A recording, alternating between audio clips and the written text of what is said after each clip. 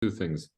So what I'm writing in this little essay is that over 1,000 people were slaughtered, which means in Israel, either you know someone or you're not more than 1, maybe 2 degrees removed from people who were killed. And this is so I'll give you this little anecdote as an introduction. We want to dedicate this year in memory of all of those who lost their lives and in honor of all the people who were struggling and trying to keep us safe. And my little anecdote. And for the quick liberation of those who were hostage. And for the quick liberation of those who are hostage, and for peace to come as quickly as possible. Thank you.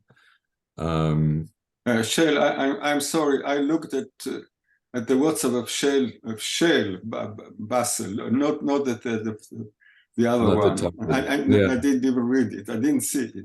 Okay, I'm sorry. No, it's okay. So this is my little anecdote that is maybe appropriate for what we're doing.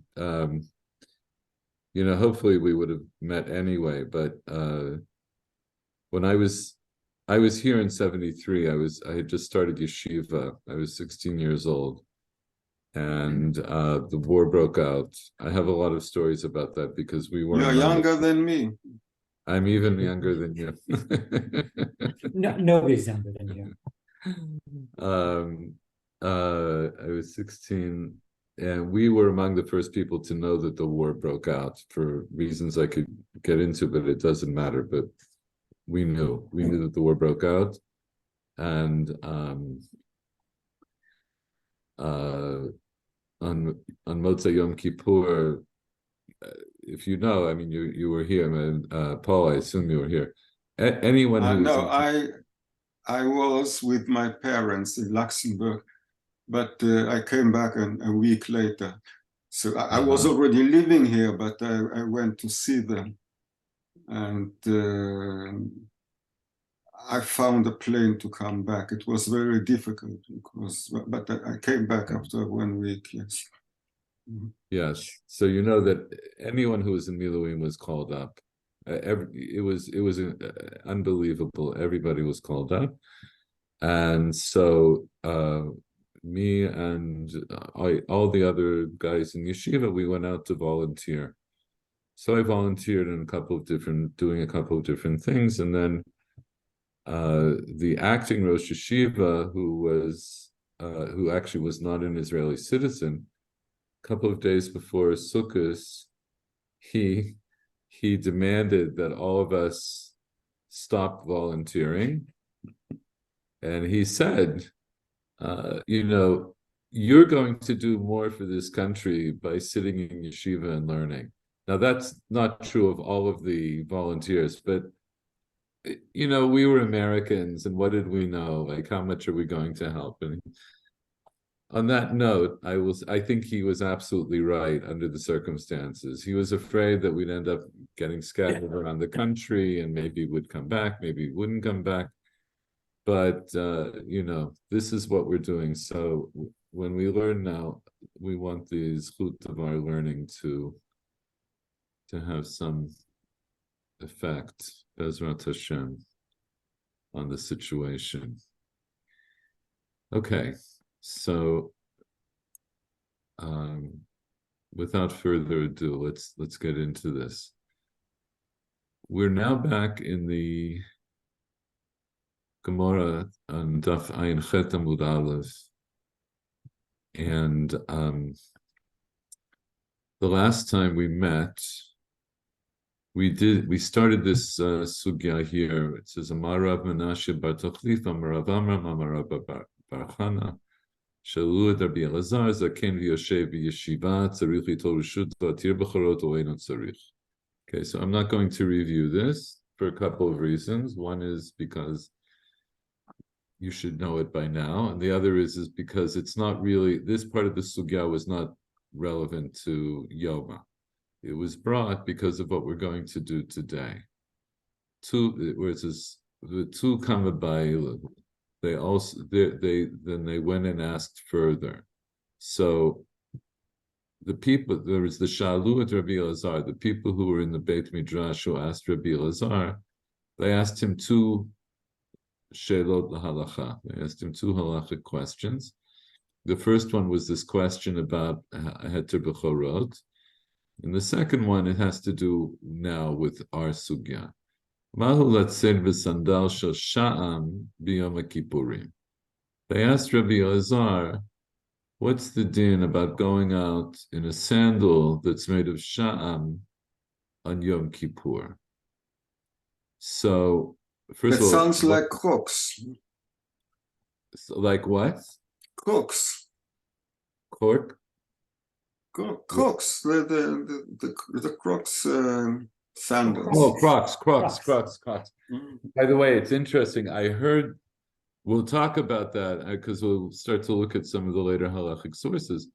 But I heard somebody said in the name of Rabbi Elyashiv a number of years ago that he said you're not allowed to wear Crocs on Yom Kippur, which sounds like a chumrah, which it is, but nonetheless, I'm not Rabbi Elyashiv, and you'll see from this sugya that there's a basis for being machmir about it. But in any event, here the question is, are you allowed to go out with a sandal of sha'am? So what is sha'am? So in modern Hebrew, sha'am is associated with cork. It's the translation is cork. I'm not sure that they had cork per se. They probably did. Cork, it's named because it came from Ireland, and there's a place called Cork. But it's stuff that grows on trees. So whether it was that or something else, Rashi says it's something else. He says min guma shekorin foye, which is irusa agamim. It's the iris of the lake. That's what he says. Gomet, min gomet. Gomet, min gomet. Wait, you mean here? Yes, it's like in the Nile, Like they have the soup, gomet. like the soup, like it's a kind of like a reed, right? Yes. I don't know in English. Like a rush, like a bull rush. Yeah, I think that's what it means. 1 second. Here, we can take a quick look at, see what Jastra says. The idea, of course, it's something that here, Guma, no, that's something else. It's this page. Gomet, I shouldn't. Gomet, bulrush, or papyrus. Yes, right? yes, you do the papyrus out of this, yes. Right. So so min gomet, and Rashi says, Rashi gives this word in Old French, which apparently means iris of the lake, an iris of the irusa agamim. Lo yodea, but okay, but it's something that, and I think I told you I saw elsewhere that somebody said sha'am is bamboo. The point is, it's some kind of a vegetation that people could manipulate into making footwear. That's what it is. But so the question is, are you allowed to wear that on Yom Kippur? So what's the question based on? Why are people asking this question? Why don't they know the answer to this? What did the Mishnah at the beginning of the Perek say? It gave 5 inuyim. So one of the inuyim is what? Nilata sandal. So the question is, what does that mean? Does that mean any kind of sandal, any kind of sandal that you make, you're not allowed to wear? Or maybe not, right? So that's the question. So the question is, what is the din about going out with a sandal that's made of sha'am, we'll just call it sha'am, on Yom Kippur? Because what is sandalim usually made out of? Leather. They're usually made out of leather. Leather, Yeah. yes. Which Right, comes from from animals. So this is vegetarian. Right. So that's the question. In other words, so the question is there something specific about leather that that says that makes it a sword to wear on Yom Kippur? Or maybe the point is that you're not supposed to have anything on your feet. Maybe you're supposed to go barefoot, or maybe you're not supposed to wear anything that you would normally wear as footwear, because maybe you're supposed to be uncomfortable. Amad Rabbi Yitzchak bar Nachmani al raglav yamar. So Rabbi Yitzchak bar Nachmani stood up on his legs and he said, Ani ra'iti et Rabbi Yeshua ben Levi she'yatza b'sandal shel Sham b'yom kippurim. She said, I can testify. I saw Rabbi Yeshua ben Levi. He did, in fact, wear a sandal made of Sham on Yom Kippur. This is the Maser Rav. It's Maser Rav, right? So it's a halachic proof, because you can say, I see that Rabbi Yeshua ben Levi did it, so I know that must be mutar. V'aminale, and I said to him, B'tanit tzibur mai. So then I asked him, what about wearing it on a ta'anit tzibur? Amar li lo shna. He said, to me, it doesn't make any difference. So what's the thing with ta'anit tzibur? So we know in ta'anit tzibur, Rashi says, it's also asur b'nilat sandal, and the specific kind of ta'anit tzibur. We learned this way back when we learned ta'anit, hanigzar hagshamim, right? So when you have a ta'anit tzibur, that was dictated because of, or decreed because of lack of rain, right? When it wasn't raining after a certain point, remember that they build up, they're different levels, and when you get to the point where the whole tzibur is fasting, then they also take on the 5 inuyim, and one of them is nilata sandal. So Rabbi Yitzchak bar Nachmani wanted to clarify, is this also true on a Ta'anit Tzibur, that you're allowed to wear a sandal shel Sha'am? And he said it doesn't make a difference. There's no difference. Now, before we go on, but the half Ta'aniyot, they are not considered as Ta'anit Tzibur? Not for this purpose. In other words, so right. In other words, so the half-day, so-called half-day Ta'aniyot, you are mutar, right? The only thing you're not allowed to do is eat or drink. The other things, in principle, you're allowed to do. So that's why Rashi goes out of his way to say it's the specific kind of Ta'anit Tzibur that was decreed when there was so many weeks that went by without rain. Now, at the time of when the Yoreh is supposed to fall. So now, before we go on this, so we have Maser Rav, we have that Rabbi Yeshua ben Levi, in fact, did wear sandal shel Sha'am on Yom Kippur, and Rabbi Yitzchak bar Nachmani asked him, what about Ta'anit Tzibur? So what's strange about his question?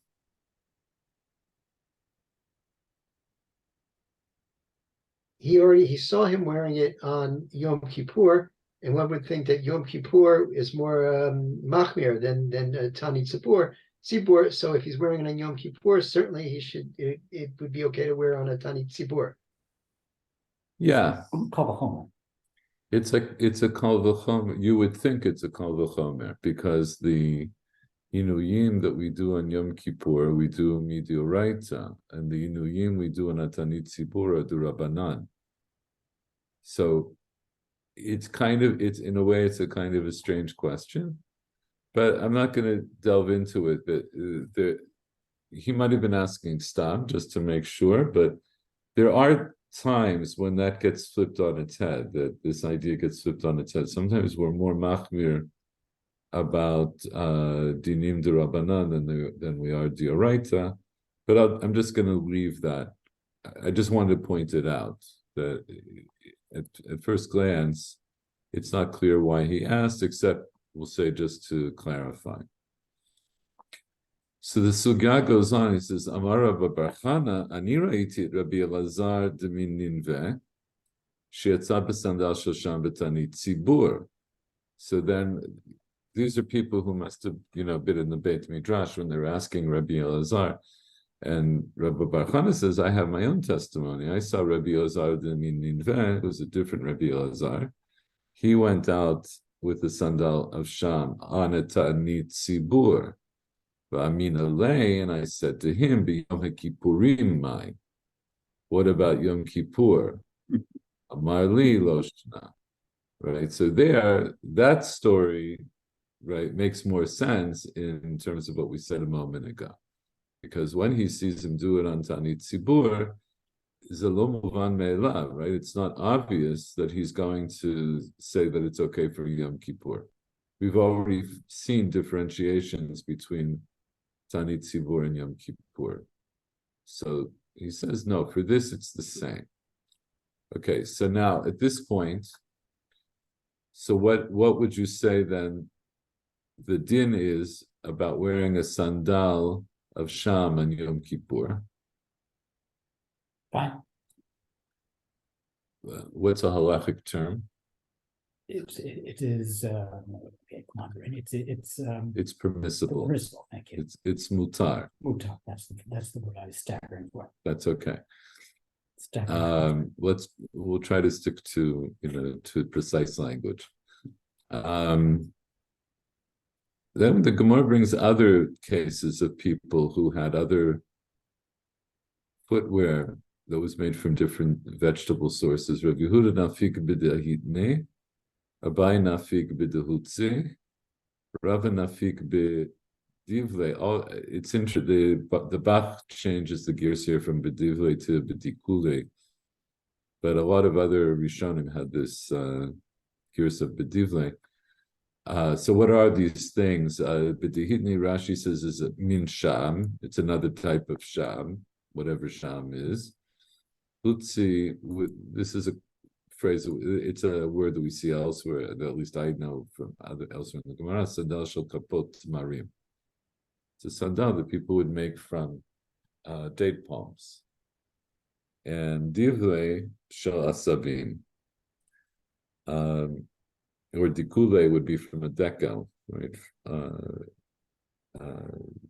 Also a kind of palm, right?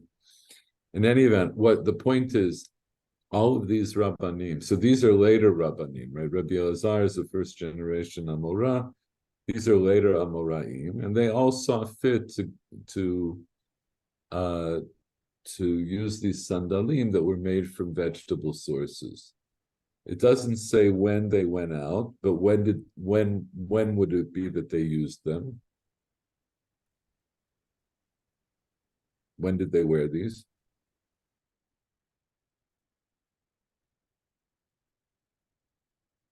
Presumably Yom Kippur. Right. We just need to point it out, right? We have to be precise and articulate. So, right, the Gemara is now bringing all of these cases of Rabbanim who essentially it must have agreed that you're allowed to wear a manal that's that's made from something that grew from the ground. Rabba bar Rav Huna karich sudra akrae v'nafik. So Rabba bar Rav Huna wrapped a scarf. A sudra is like a scarf, like a sudar, like a scarf, some kind of a piece of cloth. He wrapped it around his foot and went out. Meitiv Rami Bar Chama. So all of these people, they're going out in sandalim that are not made of leather, right? They're made of something else that grew from the ground. I know you're getting ready to fall asleep, so I want to try to keep you up. Yes, kick me if you need to. Meitiv Rami Bar Chama. So Rami Bar Chama asks a kasha, and Meitiv we see in other places. It means he's going to bring from It usually means he's going to bring from a Breita. So he's bringing at your Breita or Mishnah. So he's going to bring from a Mishnah, and we're going to take a look for a moment at this Mishnah.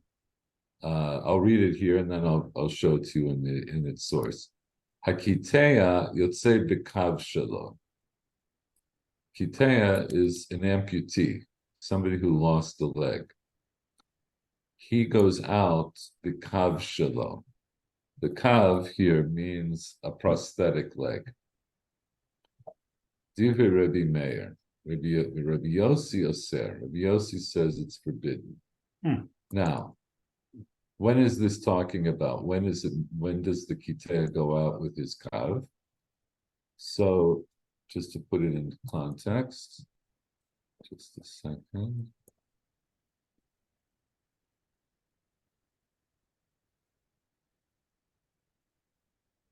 We're going to take a little look at the Mishnah on Shabbat. So this is a din on Shabbat.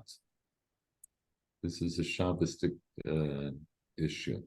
So in Perek Shishi of Masechet Shabbat, the Mishnah discusses what people can wear or not wear and go out into the Reshut Rabim on Shabbat. So it starts off with Bameh Isha Yotza, Uvameh Eina Yotza. What is a woman allowed to wear and go out into Reshut Rabim, and what is she not allowed to wear? And then it gives a number of different things. And then it talks about a man, what is it, right? Because men and women wear different things. So you'd say Ish b'sandal mesumar. I think we discussed the sandal mesumar in a different shiur. Etc., and goes back to a woman, then it goes back to the man, and so forth.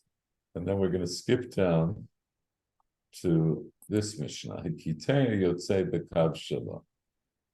So this is the Mishnah that is now being quoted.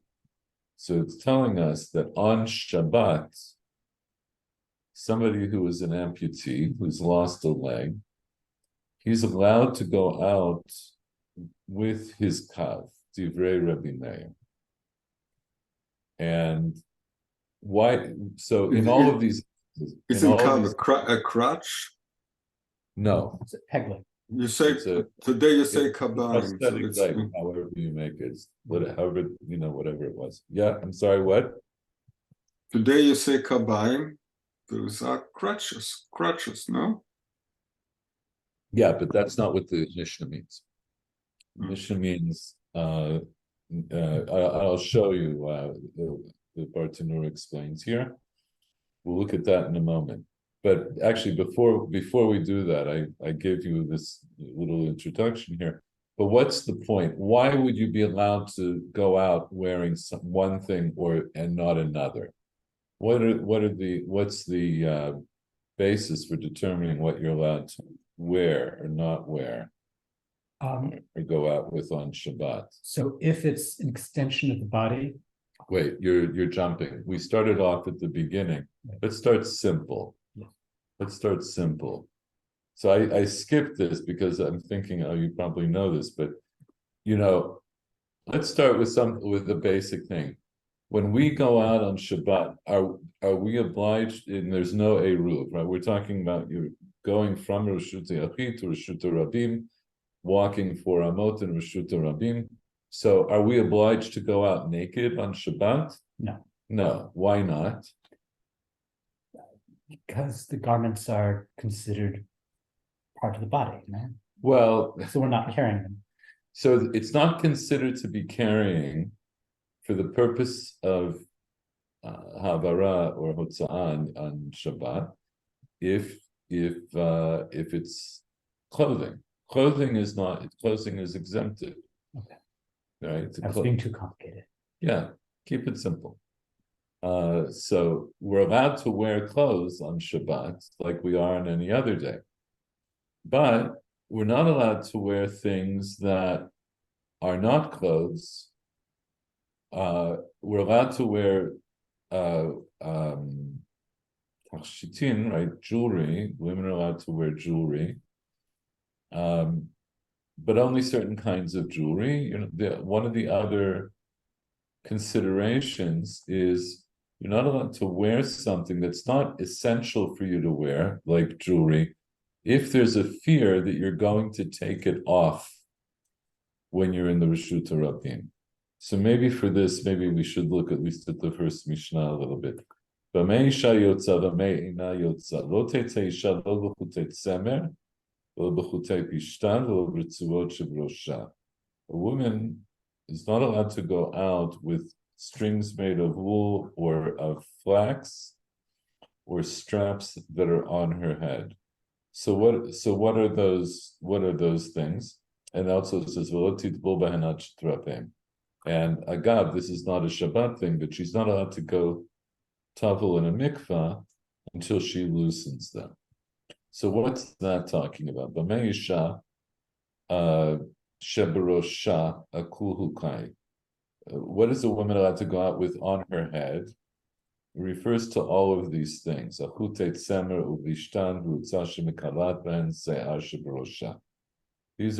These are strings or threads that are made of wool or of flax or different straps that she braids into her hair.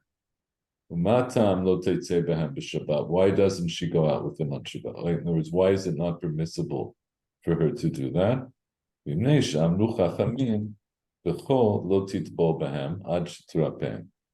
Because Chazal said she's not allowed to tavel with them until she loosens them, right? They're braided into her hair. So if they're left there, it's a chatzitza, right?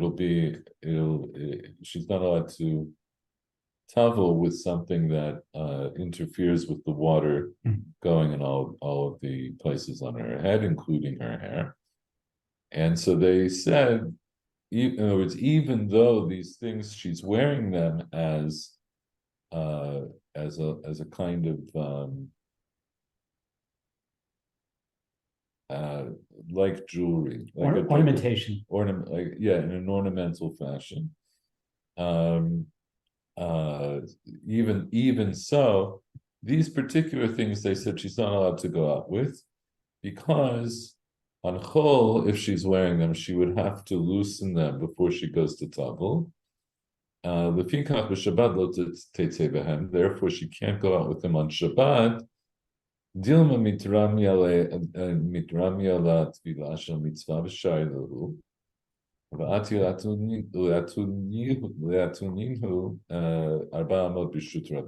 We're afraid that maybe she's going to end up having to go to the mikvah on Shabbat.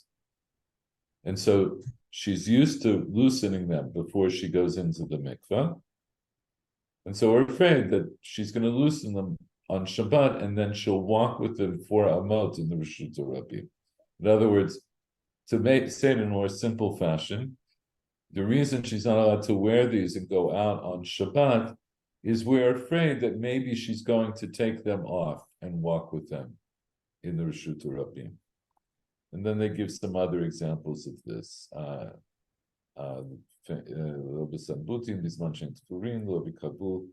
These are different kinds of jewelry. Lobi Irshal Zahav.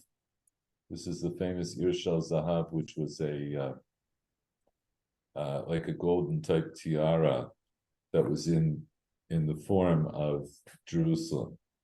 It was an expensive, expensive piece of. Rabbi Kiva refers to this. We get this for his wife. Right. So one of the ways that you might know it is because this ultimately is a gift that Rabbi Akiva gets for his wife. It was a very, very prestigious and expensive gift.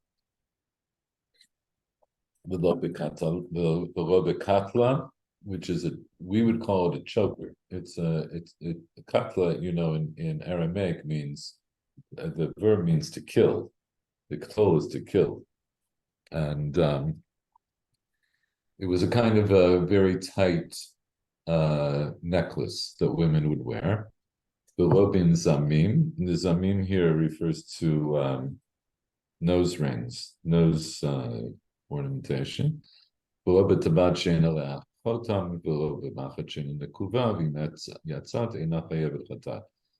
in all of these things, if she goes out with them, she's not chayav chatam. Why isn't she allowed to go out with them? I'm not going to take the time to explain all these things. You're welcome to go and look. But what's the point?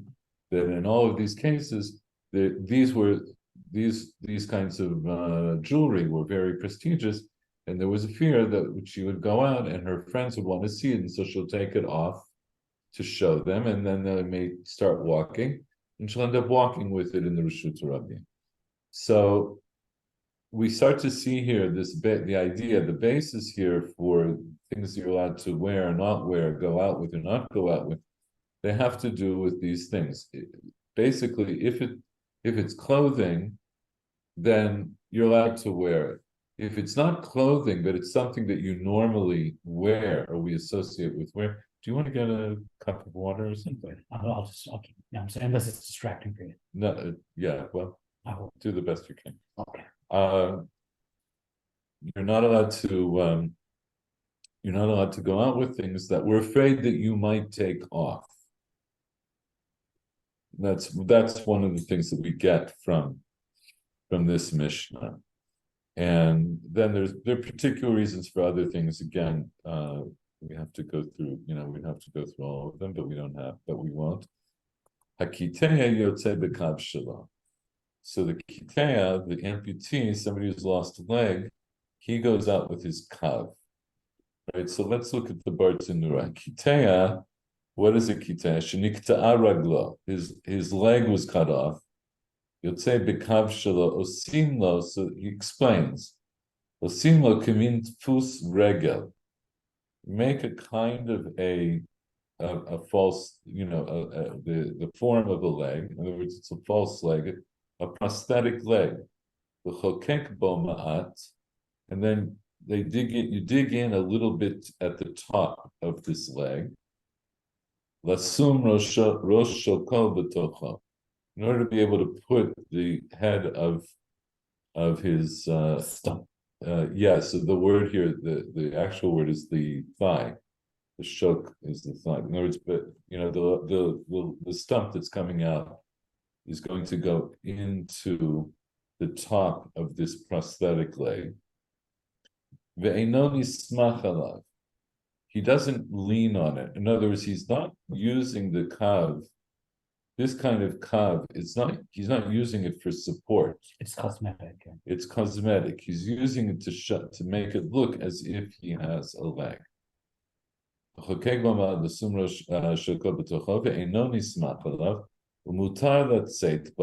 Meir holds you're allowed to go out with it. Why?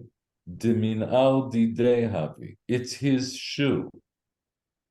In other words, we're all allowed to go out with shoes on Shabbat. So Kiteya he doesn't wear regular shoes because he doesn't have a leg, but he has a kav. So Rabbi Meir says he's allowed to go out with it because it is his shoe. And why does that make sense? Like, what's the reasoning? Why would you say it's his shoe? It's between the bottom of his leg and the ground. Yeah, it serves the function that shoes serve, right? Rabbi Yossi Oser, right? But Rabbi Yossi says you're not allowed to. Delav tachshitu, because he holds it's not, something that you wear for ornamental reasons. In other words, it's not a beged, right? It's not clothing, and it's not a tachshit. So he's not allowed to go out with it on Shabbos. So that's the machloket between Rabbi Meir and Rabbi Yossi. Now it goes on. Im yesho beit kibul ktutin tamei. So if it has a beit kibul would be a place that would hold something, right? A place that accepts something. So a beit kibul. So here we're talking about a din in kelim. Kli, for the purposes of tuma, right, has certain characteristics, and kelim are defined in different ways depending those characteristics are relevant depending on the material that the kli is made from. So a pshute kli eitz, kelim that are made from wood, that have no beit kibul, that are not made to hold something. So let's say, what would that be like? What would be a kli that you would make out of? What is a vessel, or not? Vessel isn't such a good word, but what is a kli that you would make that doesn't actually hold anything? What would you make a kli like that for? Spatula. Okay, like a spatula, or even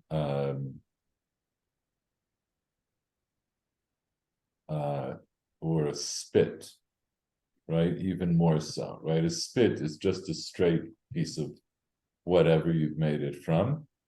It is a kli, it serves a purpose. You'll use it, you'll stick it through meat or whatever you're roasting. If it's made from metal, then it's mikabel tuma. If it's made from wood, it's not mikabel tuma. Shutei kli eitz are not mikablim tuma. So now, imagine we have this prosthetic leg. So it could be that it's just like a straight piece of wood. Maybe it's round, maybe it looks like a kind of a log that has maybe something like a foot on the bottoms, because he's wearing it for show, right? He's wearing it to make it look like he has a leg. So now, im yesho beit kibuk tutim tameh. So the Mishnah adds in this point, if it has a place at the top where he puts his stump in. Now remember, the Bartanura already said, before we got to this point, he said that when you make the kav, you make like an indentation at the top for the stump to rest in. Now it says more, right? So that's assumed whenever you make the kav, that it has some kind of an indentation at the top.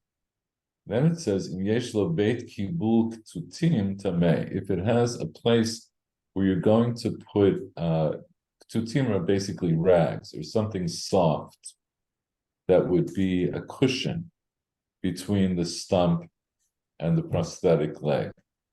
So if there's a place at the top to put that in, then this leg is tameh, meaning it's mikabel tuma. Why is it mikabel tuma? I know you missed it. Michael Schwartz. Why is this going to be mikabel tuma? Because there's a beit kibul. There's a beit kibul. There's specifically a beit kibul. So the indentation that we talked about before, that wasn't designed to actually hold anything, right? It was just a place that would keep the prosthesis more squarely on his leg. But now it's being hollowed out a little bit more so that you can put some kind of a cushion in it, these cut up rags. So that now that's considered to be a beit kibul, and so now it's going to be mekabel tuma. I'm not sure if Paul is still with us, but this is relevant to something he mentioned before. Samochot shalo tumein midras. This is going to get a little bit more complicated. I'm gonna leave this for now. We'll come back to it. We may come back to it. Let's leave that for now. Let's go back to the Gemara and see how does this fit into the sugya in the Gemara. Why is Rami Bar Chama asking a question? Now, before we came to this Mishnah, before we come to Rami Bar Chama, so what did we learn until now in the sugya? What did the sugya teach us?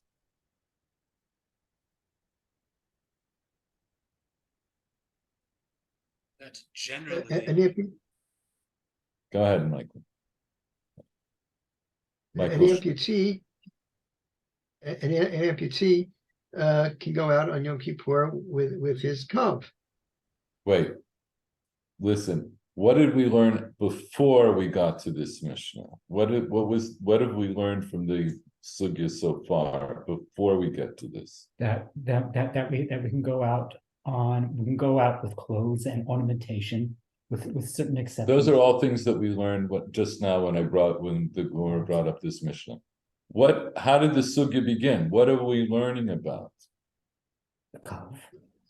No, you're allowed to wear a sandal. You're allowed to wear a sandal made of plant material. Yeah, that's what we're learning about. That's the main point of the sugya, right? It's telling us that you're allowed to wear a sandal that's made of whatever kind of vegetable material. So, and then we bring all these examples that Rabbi Yeshua ben Levi went out with a sandal of Sham, and Rabbi Yehuda, and all these people, they went out with different kinds of sandalim that were made from non-leather materials, specifically some kind of vegetable material. Now, Meitiv Rami Bar Chama. Rami Bar Chama now asks a kasha from the Mishnah that we just learned. What's his kasha? Hakiteya Yotzei Bekav Shelo Divrei Rabbi Meir. Rabbi Yossi Oser. V'tami Allah. We learned a braita that was an addendum to this Mishnah, and it said, "V'shavim shasur latzeit bo biyom hakippurim." They agree that you're not allowed to go out with it on Yom Kippur. So who agreed about what that you're not allowed to go out with on Yom Kippur?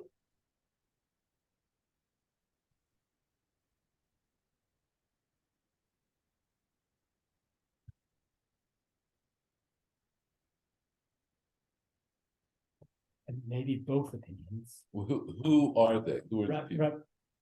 Rabbi Meir And Rabbi Yossi. they both agreed that You're not then that an amputee is not allowed to go out with a kav on Yom Kippur. very good. Very good. So now that's what it means. That's what the Braita means. What's the kasha? What is the kasha now from this Mishnah and Braita that Rami Bar Chama is asking? So it would suggest that there is a level of restriction on top of the Shabbat restriction.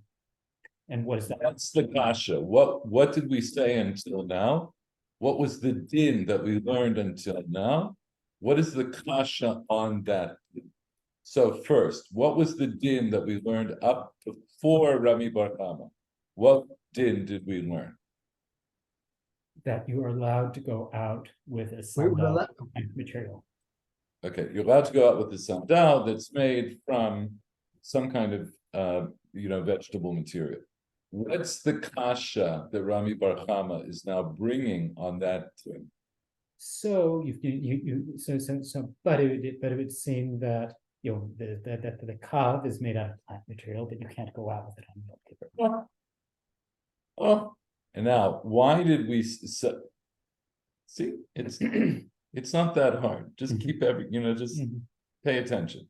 So you're not. So everybody agrees until now. Up until now, we have all of these eduyot, right? We have all these testimonies of Rabbanim who on Yom Kippur would go out with sandalim that were made from all kinds of plant material. Rami Bar Chama says, but wait, I have a Mishnah. And the Mishnah says that Rabbi Meir holds that the Kiteya is not allowed to go out with his kav on Shabbat. Rabbi Yossi says, Rabbi Meir says the Kiteya is allowed to go out with the kav on Shabbat. Rabbi Yossi says he's not allowed. But even Rabbi Meir agrees. Both of them agree. You are not allowed, that the Kiteya is not allowed to go out with his kav on Yom Kippur. Now, when we were learning this Mishnah, what did we say? Why, according to Rabbi Meir, was the Kiteya allowed to go out with the Kav on Shabbat? What was his heter? It's a shoe. It was his shoe. And why did Rabbi Yossi say it's not permitted? It's basically a kibon. No. Takshatim. Because what? Takshatim is like an ornament.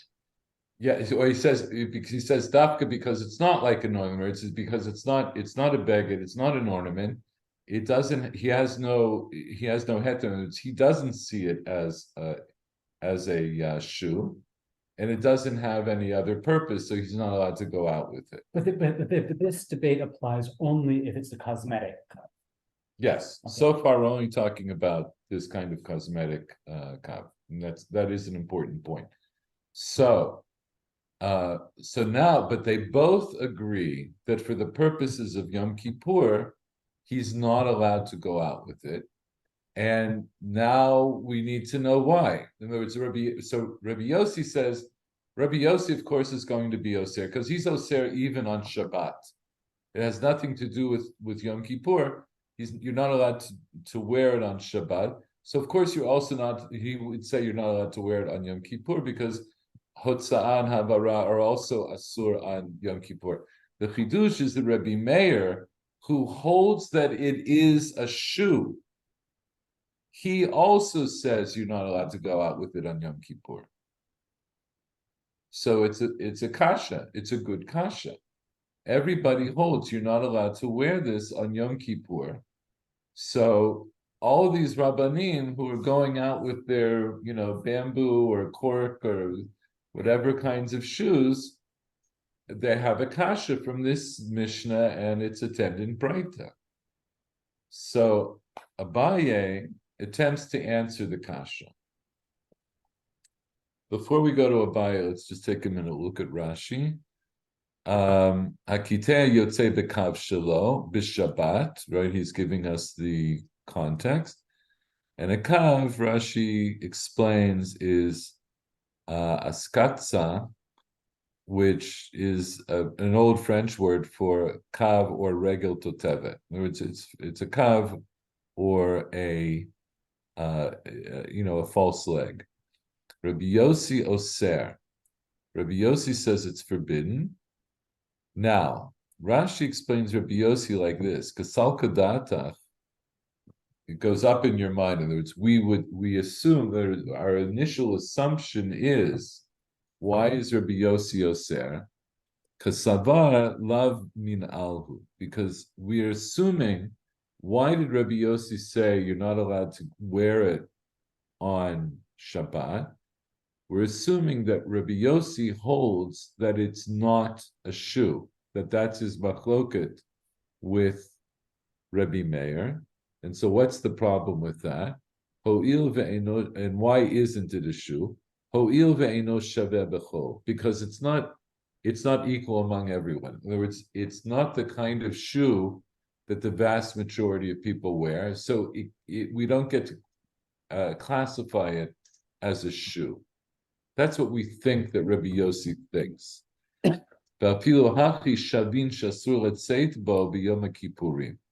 And nonetheless, they agree that you're not allowed to go out with it on Yom Kippur. Alma, it teaches us, in other words, therefore we learn, Af al Gav de Rabbi Yossi, lav min alhu, even though, according to Rabbi Yossi, it is not a shoe, afilu hachi asir, nonetheless, he says it's forbidden. Uhu hadin l'shel sha'am. And then that would also apply to sha'am, or all this whole category of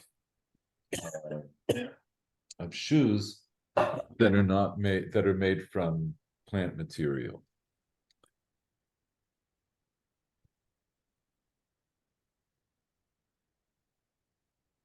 Okay. B'shavin shasu otzei bo b'yom kippur. Amar Abaye. So Abaye says, how are we going to understand this? Hatam. I think we're going to come back to this. Rashi explain it a little better, but let's go on further. Amar Abaye hatam Di'it bek titin. There, it's talking about when it had ktitin.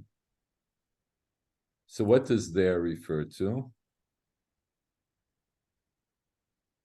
What's the there?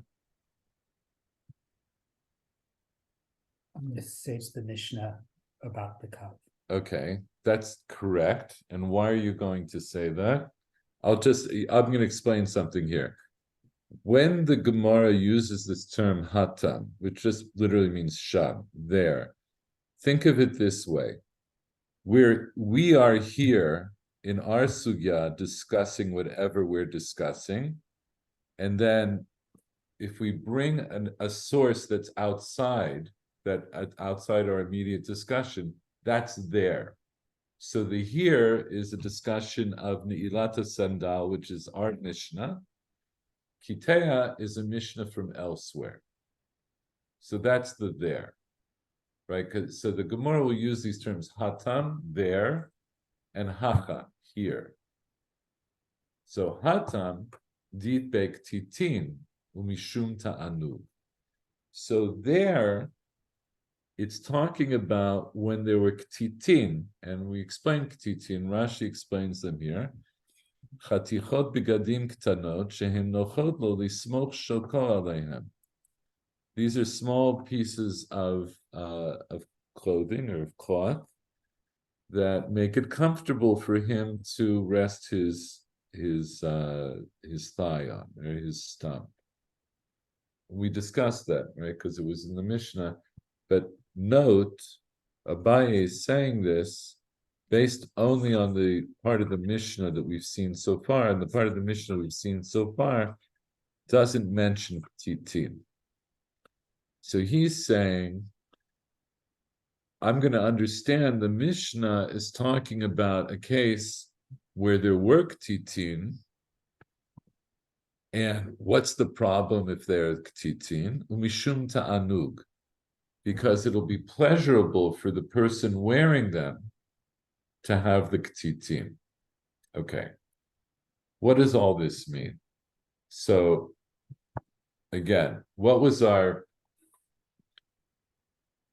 initial conclusion is that one is allowed to wear minalim, you're allowed to wear shoes that are made from vegetable material.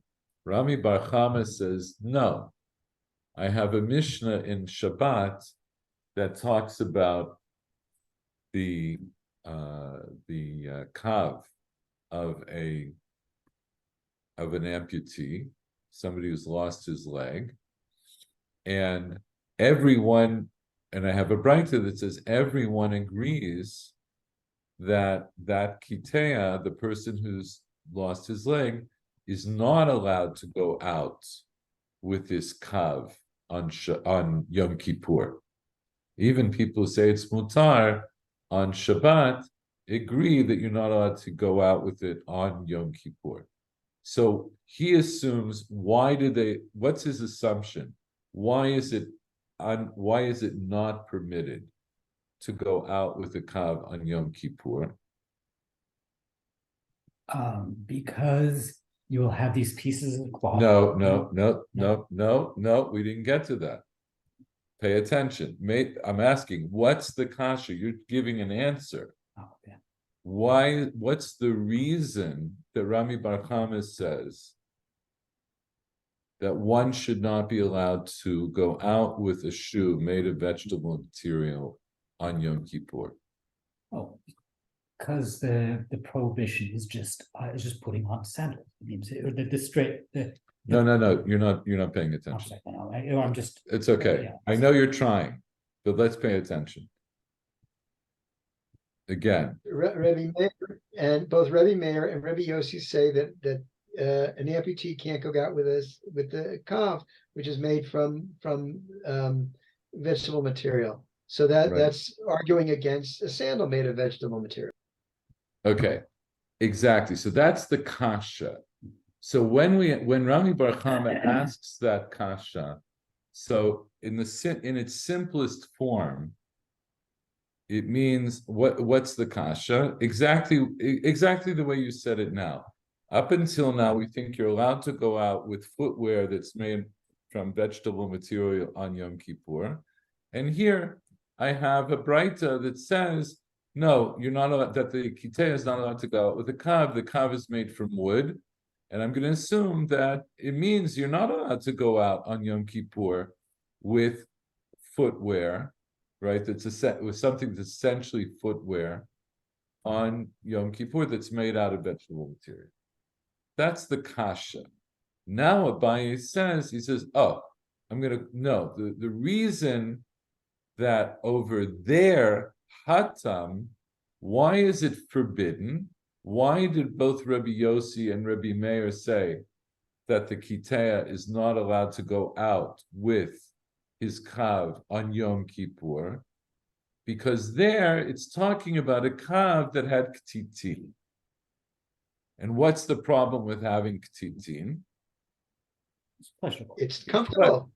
Because it's pleasurable. Because it makes him very comfortable. It's a ta, and as Abaye says, umishum ta'anug, because it's going to be pleasurable for him to wear it. So, what does Abaye assume is the reason that you're not allowed to wear that you're not allowed to wear a sandal on Yom Kippur? What's the reason, according to Abaye, that you can't wear a sandal? What's the reason for Nilata sandal being asur on Yom Kippur, according to Abaye? It's Because pleasurable. you have to suffer. Well, yeah, or to put it, so what he says is because mishum ta'anug, right? And the implication is you should not have that kind of pleasure on Yom Kippur. Even if it comes from a vegetable source. Yes, that's his assumption. So he says the only reason that both Rabbi Yossi and Rabbi Meir said that the Kiteya is not allowed to go out with a kav on Yom Kippur is it wasn't just any kav, it was a kav that had ktitin. And so it was pleasurable for the person wearing them to wear them, and you're not allowed to have this kind of pleasure on Yom Kippur. That's his answer to Rami Bar Chama. However, Amar le Rava says to Abaye, he has kashas on his kasha. He's going to push away. He has kashas on. He has kashas on Abaye's teretz, on his teruts, right? So Abaye's teruts is that. So wait, actually, sorry. Before we go to Rava, at the point that Abaye gives his answer, he says, over there, why did Rabbi Meir and Rabbi Yossi say that the Kiteya is not allowed to go out with his kav on Yom Kippur? Because it had ktitin and because of ta'anug. So therefore, what? How does that answer the question? And what does it tell it? What's the din for these other kinds of sandalim that were made from sha'am, etc.?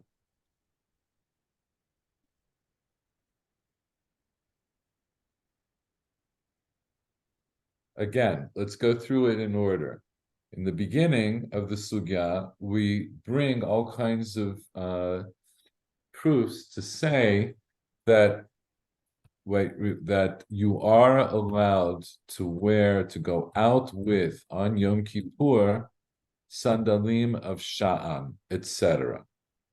Right? That's the beginning of the sugya. Rami Bar Chama asks a kasha on that. He says, why should you be allowed to do that? Here I have two Tanaim who say that the Kiteh is not allowed to go out with his kav, and that's made of wood. So where's the heter? Where do we see the heter for you to go out with some kind of a vegetable-sourced footwear? So Abaye says, no. He says that over there, when you bring this proof from Rabbi Meir and Rabbi Yossi that say that the Kiteh is not allowed to go out with the kav, there's a specific reason why the Kitea can't go out with the Kav, because it's the kind of Kav that has Ktitin and he's going to get pleasure from it. What does that tell me now about going out with the Sandal Shel Sha'am? Is it permitted or not permitted?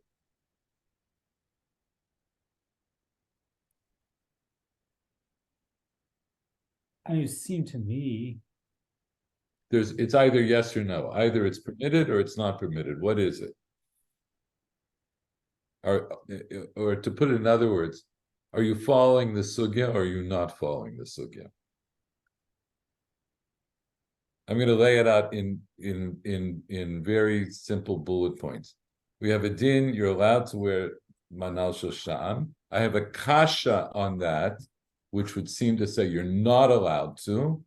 And then Abaye says, no, the kasha that you bring is not relevant. And therefore what? and therefore you are allowed to wear it. And therefore you are allowed to.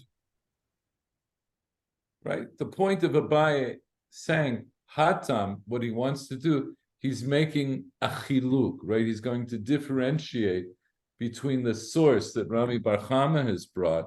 He's saying that's not a proof against wearing a minal shel sha'am, because there was a very specific reason, because it was a kav shel ktitin, and he's getting too much ta'anug, right? He gets ta'anug from it. So what about minal shel sham? That would be permitted, because then it's different. It's not the same as the kav shel ktitin. So that's where we're up to now. We have the positive din, you're allowed to wear the minal shel sham. We have the kasha on that from the Kitea and his kav. And then we have the teirutz to the kasha to say the Kitea with the kav shel Kitea is not relevant to our discussion because it has these ktitin. Okay. Yeah. Amarle Rava.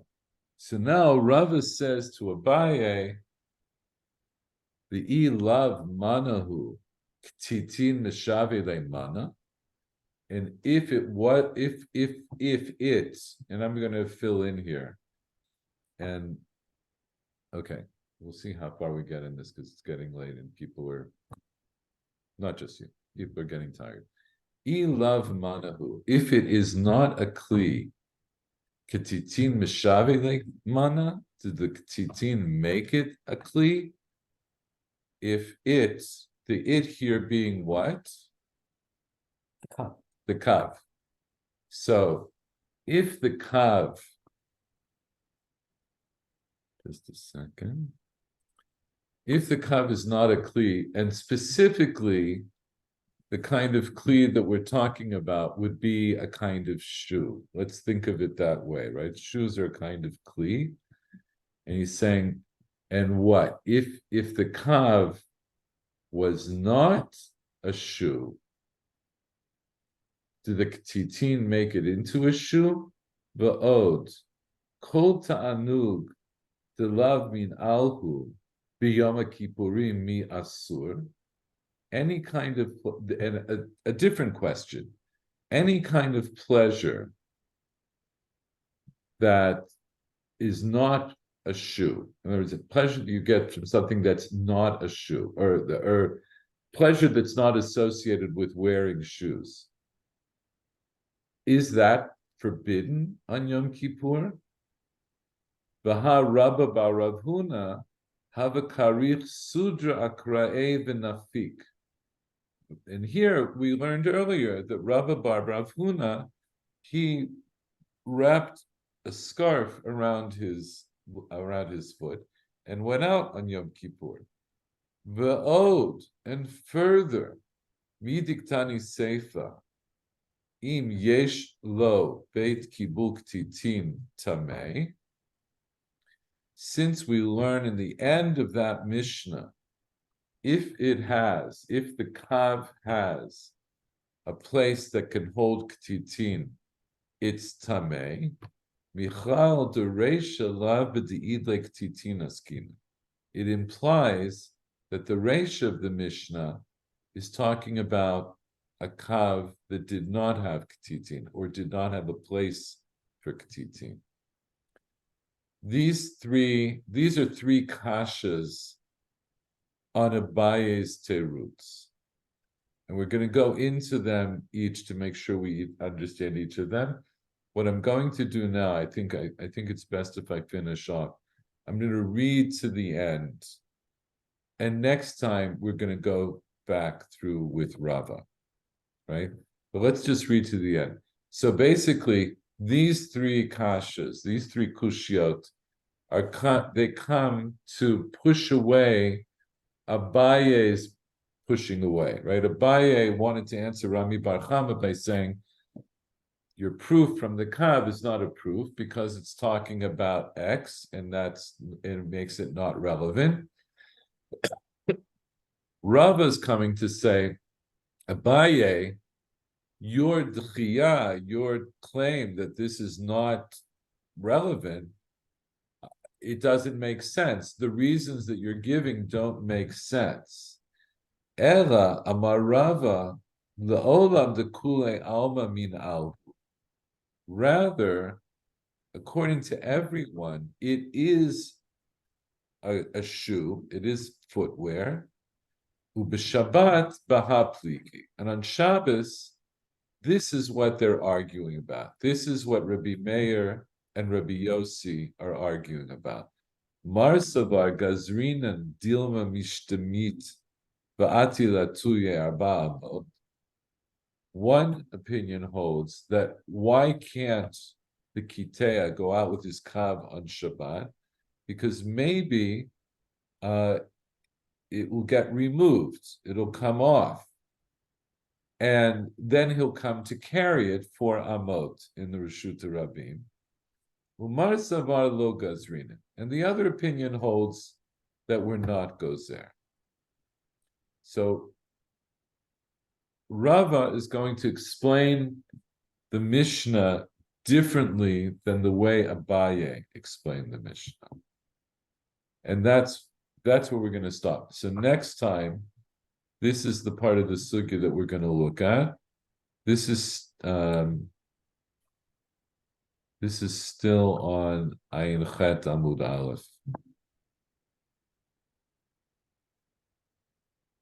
I think it's like at the end of Ayin Chet Amud Aleph. Oh no, I take it back. This is the beginning of Ayin Chet Amud Bet. It's a few lines in. So anyone who wants to look ahead, this is where we're going to go from. Amar Abaye v'ilav manavu. We'll go next time. We'll explain this. Ad kan. Baruch tiyeh. Okay.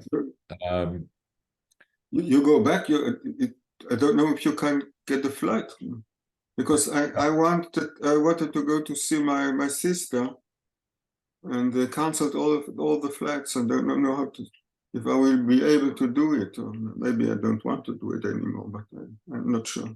You wanted to go to is she in Luxembourg? Yes. So this is what happened to me. I'll just tell you briefly.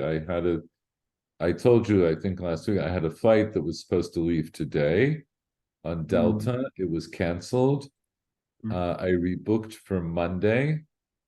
And then the next day they canceled that. So I canceled the Delta ticket. I took a ticket on Turkish Airlines. And I have a ticket out with them on Sunday night.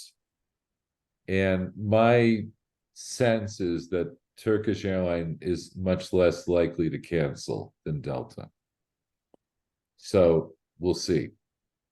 I mean, I checked even beginning on Motzei Shabbat that the airport was still open. Some flights were canceled, but most of the flights weren't canceled. Some came on time, some were held up.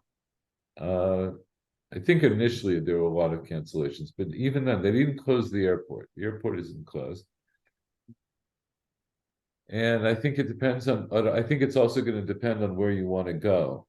Right now, apparently, one of the main reasons they're keeping the airport open is because there's so many people that want to come in. to come back. Yes, I know. Yeah. As you know from personal experience, right?